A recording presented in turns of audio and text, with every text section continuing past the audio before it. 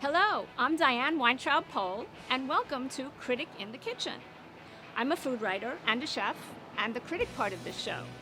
For the kitchen part, chefs and I will go into their kitchen. They will cook some signature dishes. We'll talk about them, they'll explain them, they will plate them, then I get to go inside and try them and critique them. So let's get going. Let's go inside and meet our chefs at Polpetina. Let's go. I've traveled around the world, eaten in celebrated restaurants and some crazy restaurants. I've gone to culinary school, written for many major publications, and reviewed many restaurants. But this should be a lot more fun than sitting at my desk writing and reading my notes. Fun for me at least, maybe not for the chefs if I'm not crazy about their food. I'll try to be kind, especially since there's a lot of sharp objects around in a kitchen. But the camera guys here have sworn to protect me. So let's get going and meet our chef, Kyle and Sarah of Polpetina, a very cool modern Italian-inspired restaurant in Larchmont with another location in Eastchester, both in Westchester County, New York. Here we are in the kitchen of Polpetina with Chef Kyle and Sarah. Hi, how are you? Hi, Kyle. I'm glad to be here. This is exciting. Thanks for coming. Polpetina is a modern Italian-inspired restaurant in Larchmont with a second location in Eastchester, both in Westchester County, New York. And again, glad to be here. So I know you are classically trained, but I know that here at Polpetina, you do very inventive, creative type of cuisine, and I'd love to know more about that. Yeah, we try to do something a little bit more unique than what you would see at your typical pizza restaurant. And we use ingredients that we've encountered in different restaurants that we've worked in our career. And a good example of that are the eggplant chips that I'm going to show you right now. I know that Polpetina offers a lot more than pizza. So tell us a little bit more about the innovations that you do here. Yeah, I mean, we offer typical things like, we have things like the chicken parm and the eggplant parm, but we do things like our pasta and clams with uni butter. We do sort of non-traditional specials such as a pork belly with kimchi, some things that you wouldn't typically see in an Italian pizza restaurant. Because you've traveled widely around the world, and so there's a lot of influences there in what you're doing here. So you'll see things from the Caribbean, Japan, the Middle East, other parts of Europe, any ingredient that we think will enhance the dish, it doesn't matter where it's from, we'll throw it in there. So, sounds wonderful. Can't wait to see you prepare them, and I can't wait to taste them. Sure, So let's get do it. going. Sure. Yeah. The first thing, I think you have a signature dish, one of your signature dishes is eggplant chips, is that right? Yes, I got them right here. These are just some of your traditional Italian-style eggplant from a local farm here in New York. We keep them in water to prevent them from discoloring. And then every time there's an order, we sort of just drain out the water. Make sure they're still wet, but not excess water. And then in here, we just have some seasoned flour. And we just add the flour to the basket.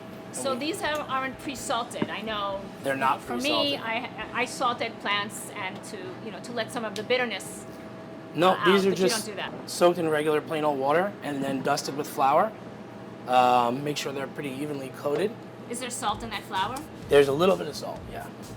And then shake off the excess. And these are not the small Japanese eggplants. These are the typical Italian eggplants? These are just your traditional Italian style eggplant. So once the excess flour is off, we drop them in a 350 fryer and sort of move them around so they don't stick together. So that's interesting.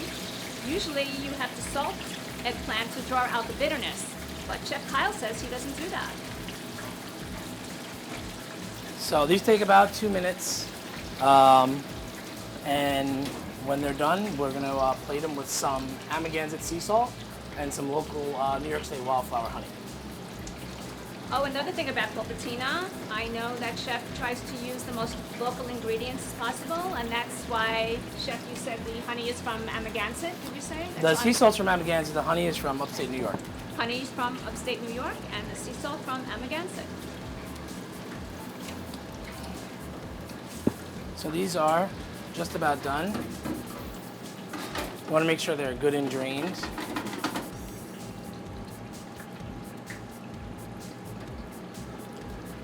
Then put them in a bowl.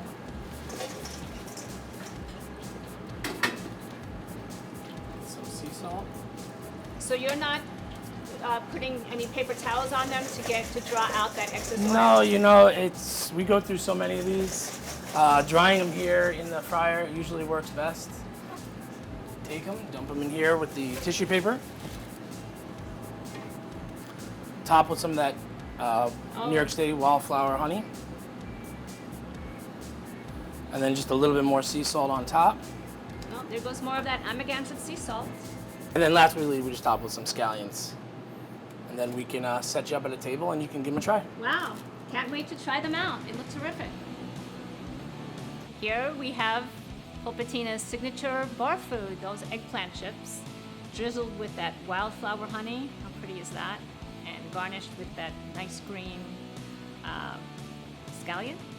And I'm gonna try them. Oh, and right here, I should mention that Pulpitina's bartender made their very popular watermelon sangria, which they feel is perfecto with the eggplant chips. This is watermelon and Prosecco and Absolute Citron. Should be perfect with this bar food, which is sweet, salty, and fried. Can't get much better than that. So I'll take a sip of this. Sweet. Nice, a little kick there. Okay, I'm gonna pick up one of these. Get some scallion on there. Some honey. Let's try it out.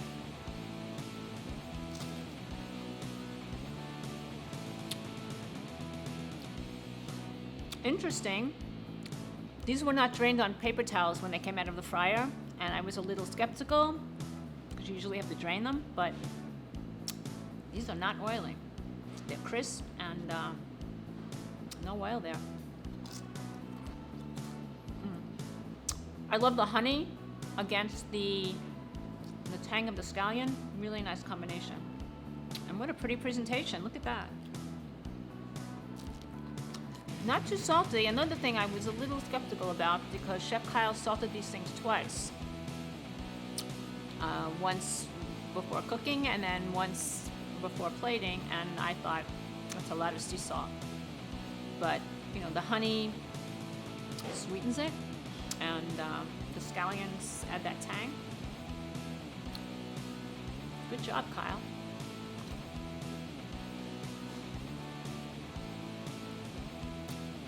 Perfect bar food. I could see the salt and the sweet, and you want to just keep drinking this watermelon sangria. It would be good with beer, but I'm not a beer drinker, so I'm going to stick to this.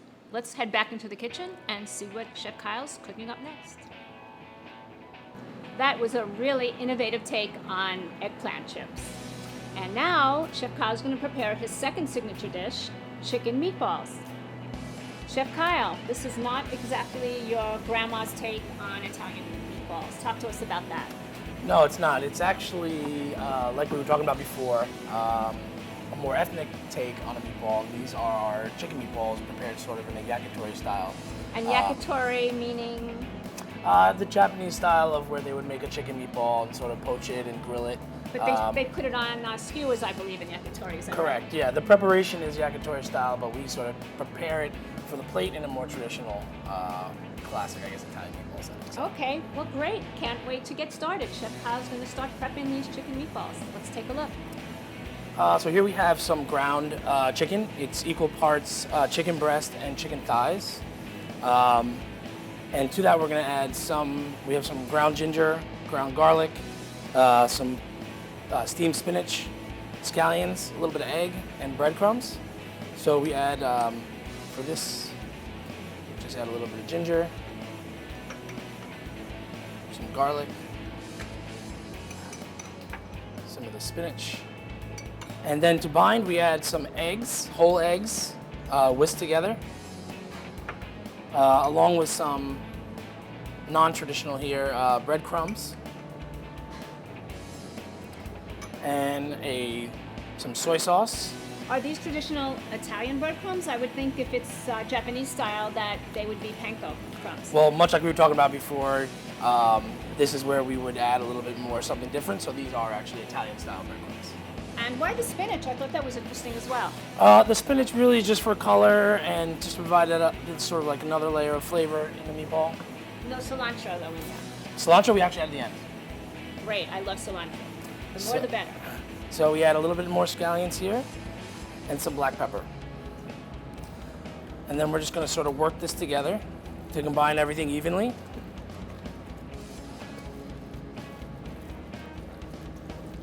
And if you have to add, if it's a little bit too loose, you can add a little bit more breadcrumbs. Often I will put cheese in meatballs, which contributes moisture. You're not using any dairy. We're not using. Why is that? Is your egg? Are you using the egg for the binding? We're using the eggs and the breadcrumb to be the binder in this. Yeah. So once everything is sort of well incorporated, we form them into roughly a tennis ball sized ball. And we didn't speak about the type of chicken. So the leg meat, the dark meat, is more flavorful. Are you using all leg meat or some breast in there?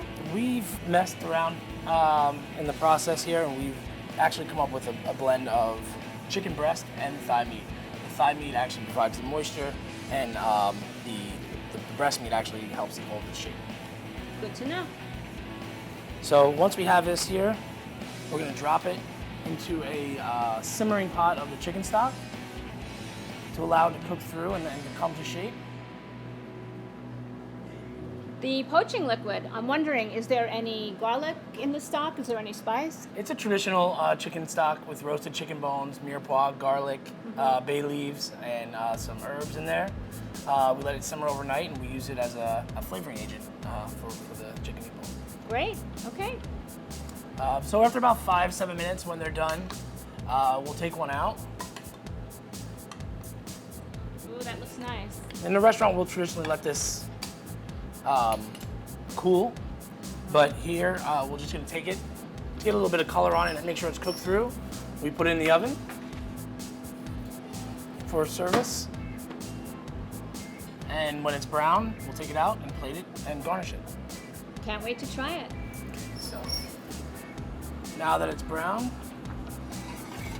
the caramelization adds a little color, a little more appealing than that whiter look that we had before with the poach. Yeah, and look how great that looks with those flecks of scallion. Just perks up all that nice caramelized brown a bit. So we have the chicken meatball. This is our sesame soy jus. Goes on top. Oh, that looks nice. We top that with a little bit of spicy aioli. What's the spice in that? It's a little bit of chili powder, a little bit of sriracha, garlic, lemon juice, and that's it. And we garnish with some of that cilantro and scallion we were talking about earlier. Yep. Some pickled carrots. Pickled carrots, it's not just shaved carrots. Pickled carrots, yeah. This is carrots that we pickle in some rice wine vinegar. Wow, carrots And pickled in rice wine vinegar. Keep that Japanese thing going, yeah. And then we just finish with some toasted sesame seeds. Wow, that looks really nice, really pretty. Love the colors, love the presentation. Can't wait to try it. Hi, I'm Chef Joseph Nair with Taste is Television. Want to talk to you about an incredible licorice product that you will be amazed with, and it's called Australian Style Licorice. Now, today I'm using their gourmet black flavor, but as you can see here, they have a variety of different flavors, starting with gourmet red, green apple, etc. What makes this licorice so special is it's soft, chewy, and tastes fabulous. Now, gourmet black is my favorite, and I'm going to pair it with a steak stir fry. So first I'm going to take a hot pan, I'm going to dabble some olive oil in there. I'm going to add some onions, some peppers, carrots, salt, and pepper. Now at the same time I'm cooking down these vegetables and looking to get the sugar content down, I'm adding the licorice diced up. As you can see, I have my gourmet black licorice, and immediately when the licorice hits the flavor of the hot pan, you smell the aromas coming up. And you can smell that black licorice. Black licorice goes incredible with filet mignon, and that's what I have here. Sliced filet mignon, in which I've seared the outside, then julienned it. And we're going to put that in that stir fry as well. Give it a couple of seconds. And at the very end of this dish, I'm going to take some balsamic vinegar, and deglaze the pan. This is going to give all the flavors such incredible flavor together. You have the balsamic, the flavor of the licorice, and then we have a bed of rice here in which we're going to put our stir fry right over the top. And what I like to do is take some licorice, garnish the top with it, and now you have another incredible recipe using Australia-style licorice. Taste this. Polpettino translates to little meatball in Italian. So the restaurant does a whole variety of meatballs. There's beef, there's pork, but this is their chicken meatball. And it's Asian themed, so I'm gonna be a little fussy about this because Japanese flavors are my favorite, and this dish is full of them. So, there were these house pickled carrots on top as garnish, and some cilantro, scallion, and it's in a soy and sesame jus. So let's give it a try. It is a little tough. I will have to use my knife. That is a very large piece, so I'm going to cut a smaller one. Let's try it out. Get enough of that nice soy sesame jus in there. Some of the carrot.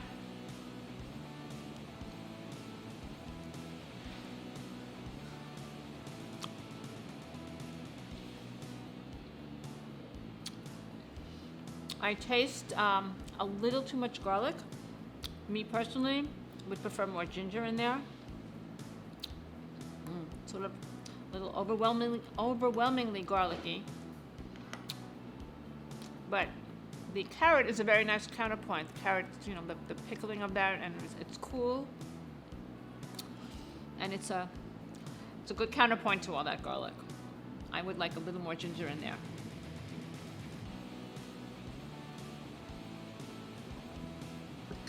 And I would prefer a little more cilantro in there. I love that herb, and I'm not getting enough of that. I said I was going to be fussy. I do love the pickled carrots. And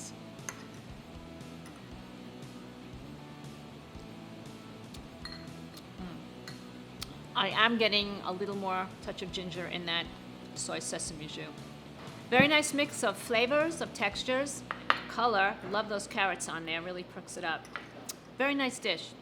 Let's go into the kitchen and see what Chef Kyle has cooking up for us next. Now we are moving on to Chef Kyle's next dish, which is crispy octopus. Yeah, so here we have an octopus tentacle that we braised first, and then we dredge it in some Wonder flour, and we pan fry it to crisp it up. It's a scary looking thing for a lot of people, but I have to tell you, having eaten octopus in many different cultures, when it's cooked right, and Chef Kyle's going to cook it right, I'm sure, it is fabulous. So we take the crispy octopus here, and we have some quinoa that we've cooked off in some chicken stock that we just put on the plate, sort of as a bed. And we lay the crispy octopus over top. There's a big guy almost off the plate here. It's topped with some Moroccan oil-cured olives that we actually dry to add a little bit of texture to this dish. Nice plating. Let's talk a little bit about what comes before. So, Chef, the octopus now is crispy, but I know there were some steps previously. Correct, yeah, this was poached in some chicken stock, a little bit of white wine, some mirepoix onions, and we put it in a pan, cover it in aluminum foil, and we let it cook off for about 3 hours. Right. So octopus, it can be very tough and rubbery, and it always needs to be prepped a little before being seared or charred. It needs to be poached or braised, and that's what Chef Kyle has done here. So we have the quinoa, the dehydrated black olives. This is an herb salad with some parsley, dill, and chives that goes right on top. And to finish, it's a basil oil, which is just some blanched basil blended with some olive oil in a Vitamix blender. Okay. I see some kind of chips over there. What are those? These are garlic chips, so they are thinly sliced garlic that we poach off in some water first. We let them dry. The poaching takes off some of that stingy garlicness Yeah, to because it. garlic can be very bitter, and so often it's poached, and it just reduces some of that astringency, some of that bitterness that garlic can have. And then we just take these, another textural component that we like here, pulpatina, and we put them over top. And that's the finished octopus dish. Wow, doesn't that look great? So, you ready to taste? Can't wait, look at that plate. Let's try out this gorgeous dish of Pulpatina's crispy octopus. That's a pretty hefty slice of octopus tentacle there. It's been seared, it's been poached and seared. I'm sort of used to it a bit more charred, but we're gonna try it out. Look at all that's going on here on this plate. There's the bed of quinoa, there's the green of the herb salad, there's the yuzu dressing. Yuzu is a Japanese citrus, similar to lime, a little sweeter though. And the dehydrated olives, that's the black here. Let's dig in and try a piece. Octopus can be really rubbery, but if it's been poached right and seared well, it should be really firm and crispy and yummy. Let's see. It's not tough. Good thing. That's the first test. I taste that citrusy yuzu on there. I love that. I'm gonna try some of this herb salad.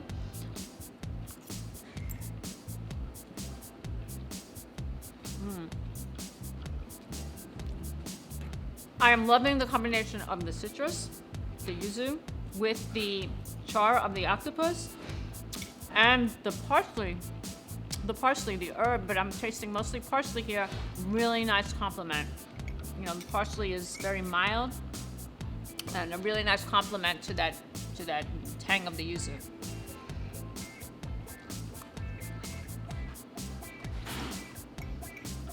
It needs that quinoa for a nice base.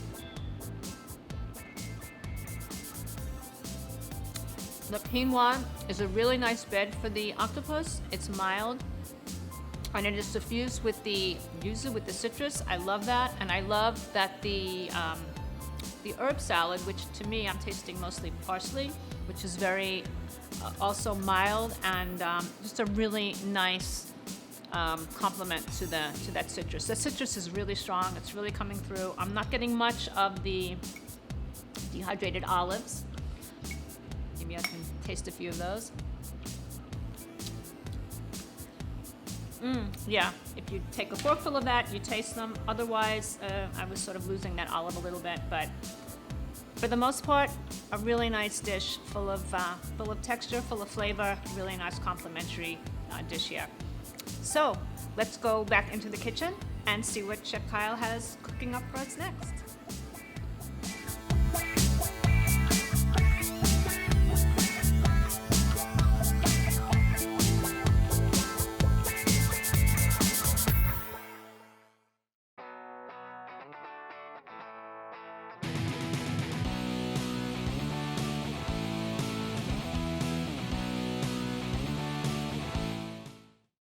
Hi, I'm Chef Joe Seminara with Taste This Television. Take a look at this gear right here. Chef Revival knows how to form comfortability for chefs out there. For chefs in the kitchen, heat resistant, the look, the feel. Hey, you're working in the kitchen all day long. You want something that you're going to be comfortable in. Well, Chef Revival has got you covered. Everything from chef hats to chef pants to chef jackets and different kinds of apparel that the chef at home can use. So for more information and to find out some more incredible products on their site, log on to chefrevival.com. That octopus dish is a perfect example of how Pulpatina combines various ethnic flavors and with the result of a really tasty, gorgeous dish. Love that octopus. We are moving on to another dish that happens to be, I believe, one of Pulpatina's best sellers. It is a pizza, but not your traditional margarita. This is a fig and goat cheese pizza. And Raul there is Chef Kyle's right-hand pizza-making guy. Raul, there he is. He's the pizza-making expert, and And he's making that fig and goat cheese pizza. And Kyle, let's talk about that. Sure. This is another example of how we use different ingredients. Traditional and non-traditional. This is our fig and goat cheese pizza, some figs, black mission figs that are poached in red wine. Arugula pesto, which is your traditional pesto where we sub out the basil and put in some arugula. Goat cheese, pancetta, and when it comes out of the oven, it's finished with some truffle honey. Is the pancetta pre-cooked, or are you putting raw pancetta? Pancetta is Italian bacon. You probably all know that. It's cured, so it's not a raw product, but it crisps up in the oven. And the goat cheese, is it herb goat cheese? Is it just No. just fresh goat cheese? Fresh goat cheese that we just put in a blender to thin it out a little bit, and right on top of the pizza. And are you blending it with any liquid, any No, oil? just to get it loosened up a little bit so it's easier to put on the pie. I'm curious about the crust. Crust is always a big issue. Talk to us a little bit about that. Is this looks like a very crispy Neapolitan type crust? Yeah, crispy Neapolitan style crust. We're big on crust as well. Yeah. So we have a thin style pizza crust that cooks super fast, about 5-6 minutes in the oven. So it's nice and thin, holds up to all the toppings very well. And yeah, that's it, traditional pizza crust. Well, that's my favorite kind of pizza crust. I'm a girl from Brooklyn, and I was surrounded with Neapolitans, and that's what I'm used to, and that's what I love. So can't wait to try this one. I'm curious about the arugula pesto. Yeah. So pesto usually contains, obviously, the herb, cheese, nuts, olive oil. So for your arugula pesto, no basil in there, which is the typical Correct. pesto that we're all used to, which is typical Ligurian, sauce. This is arugula and cheese, It's arugula, some Parmesan cheese, nuts. no nuts, garlic, and olive oil. And for this garlic, are you poaching it before, like you did for the octopus chips? No, this is just chopped garlic, and we just throw it in there. So all those come together in the blender. Olive oil. Olive oil. Any water to thin it out? If it gets a little too thick, yeah, sure, you can add a little water in there, but no other flavoring agents. And interestingly, I'm thinking about when I make my pesto. I read somewhere, and I've been doing it, and I'm not sure if it makes a difference. When I make my basil pesto, I blanch it for maybe 15-20 seconds, drain it, and it comes nice and that vivid, nice lime green. Do you think that makes a difference? I'm sure for color it makes a difference. But for you don't this, do it's on a that. pizza, it's sort of blending in. No, Yeah. we don't do that. Yeah, because they're also baking it at 500 degrees or whatever. Yeah, it's so about it's not going to 700. stay. It won't stay too vivid green, I guess. No. Yeah. So I think our pizza is ready. It is. There's our pizza. Wow, thanks, Raul. That looks fantastic. And again, another example of what Polpetina does best. Mix a variety of ethnic flavors, just like in the octopus. Can't wait to try it.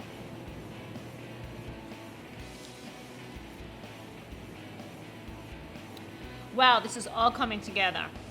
The tang of that goat cheese, that smoky pancetta, the sweetness of the figs, and there's that tanginess of that arugula pesto. Arugula can tend to be a little bitter, but it's perfect, especially because I can taste that drizzle of honey that's on there. It's truffle honey. And being truffle, so it ends in the whole other depth, that umami taste. I'm gonna take another bite. That honey on the goat cheese, that tangy goat cheese with that sweet honey, great combination, great thinking on the parts of those chefs. And that crust, can't beat that char. Chicago deep dish pizza, not for me. I'm a Brooklyn girl, raised on Neapolitan pies, and the crust should be crispy and charred. This might ruin me for margarita pizzas forever. Really good stuff. This is the dish from Polpetina.